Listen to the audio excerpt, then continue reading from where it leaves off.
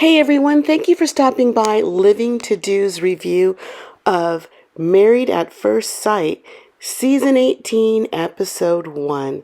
And let's hope it's better than Episode 17, which was the worst season that they produced. We're in Chicago, and this episode is called Chicago Hopefuls. First, I want to congratulate Dr. Pia. Dr. Pia is pregnant with her first child. Congratulations. Okay, let's just get on started with this review. This was the first episode. You know, a lot didn't happen. We'll just meet the couples real quick. First couple is Michelle, age 38, and David, age 35. Now, Michelle, she's looking for a light-skinned black guy. And David, he's Puerto Rican, and he's looking for a white woman with blue eyes. And I don't know how I feel about that. I just don't know. Looking at them, I don't even know if they're each other's type. It's hard to gauge them. Hopefully it would work since they're getting what they want from each other. The next couple is... Now, I don't know how to pronounce his name. Ikechi. He's 41. He's a college counselor. And he's matched with Emem. I'm not sure how to pronounce her name either. 35. She's 35 and she's Nigerian. She seems outgoing. I don't know if she's putting on for the cameras. I don't know. The next couple is Madison, 29, and Allen, 35. Now he has a great job. He's a financial systems manager, and he drives a Jaguar. He says he makes a lot of money, but he doesn't look like he spends a lot of money. He spends money every now and again on maybe some designer shoes or something like that. Now, she looks like a bodybuilder, not really she looks fit and in shape and a little muscular. Honestly, she looks more muscular than her husband. And I think that's what she's looking for, like an athletic guy.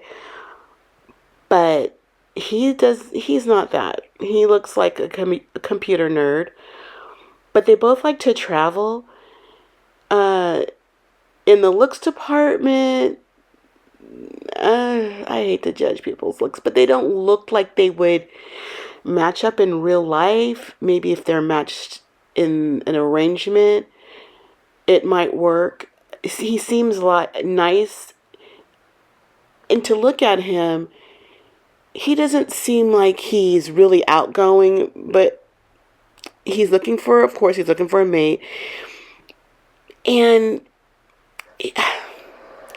I don't know. It's going to be interesting to see them meet up and interact. I think if they don't concentrate on looks, that it might work. That's my take on them too. They're interesting. They're going to be interesting to watch and see how their story unfolds. Now, poor Madison, her mother was absent in her adolescent years. Her dad was great to her, and she really has love for her dad. Now, she seems like she's going to add spice to Alan's life. She just seems really kind of spunky. And he looks nerdy, but he looks like he's willing to try new things. So that's going to be really, really interesting. Okay, so the next couple is Karla, 34, who craves intimacy, and Juan, 36. Juan was born in Colombia. He's a nice looking man. He is a really nice body, nice face, that jawline. He looks like he could be a model. He was born in Colombia. And that's where one of the previous participants, Gil, was from, Colombia. And I really like Gil's body too. So maybe I need to head down to Colombia. They got a lot to offer down there. And now Karla, she's a little spunky, a little wild. She seems to be twerking a lot. And Juan, they're both Latin. They're both Latin. So I think they're matched pretty well from looks wise. They haven't met yet. That Latin lover vibe, I see that in both of them. So that might be really hot and spicy. We'll see. We'll see with them. But Karla seems like a piece of work, always twerking. Now, she was hanging out with the girls and she mentioned that she likes uncircumcised men. She says it's like a gift she can unwrap. Wow, girl. See what I'm saying? Now, it's really going to be fun to watch how that works out. So we had one wedding this episode, and that was with Camille, 32, and Thomas, 42. And he's a twin. He looks like Apollonia from The Real Housewives of Atlanta, which was Phaedra Park's ex-husband. You know, he's interesting there. I guess he was put up for adoption. His birth mother was there that he recently found or met up with again, and his forever mother.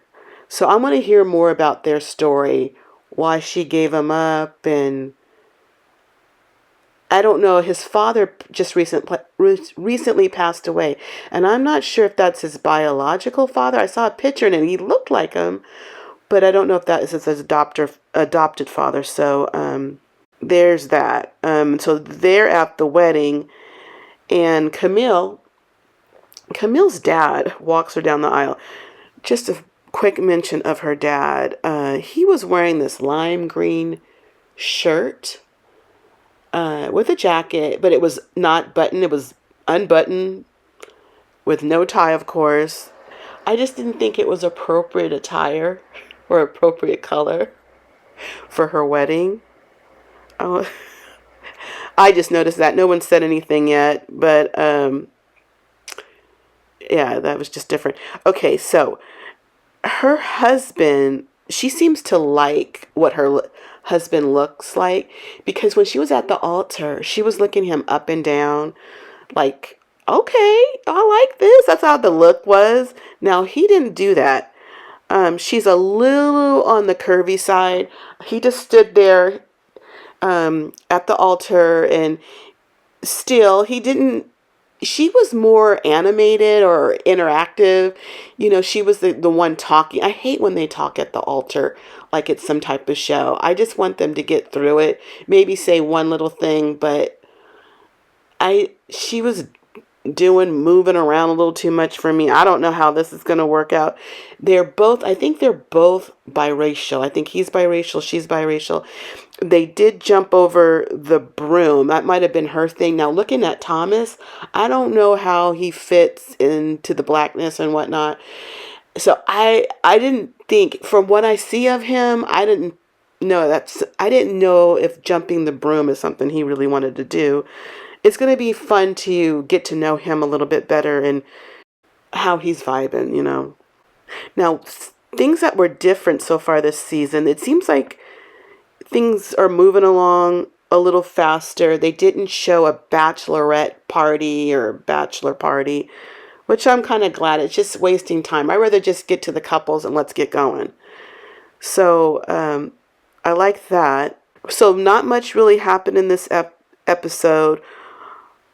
My favorite part is always when they first meet at the altar and they get to talk, and then their time alone in their hotel rooms. Those are my favorite times. So good times coming up, hopefully. But that is it for now. Because hopefully more of the weddings. I hope they get to all the weddings next week. We don't need to string this along. Let's see them interacting with their family, more interactions, and let's get to that honeymoon. That is it for now. Thank you for staying with me to the end. Please like the video and subscribe to the channel. I would really appreciate it, and I thank you in advance. But I gotta go because I got living to do. Bye.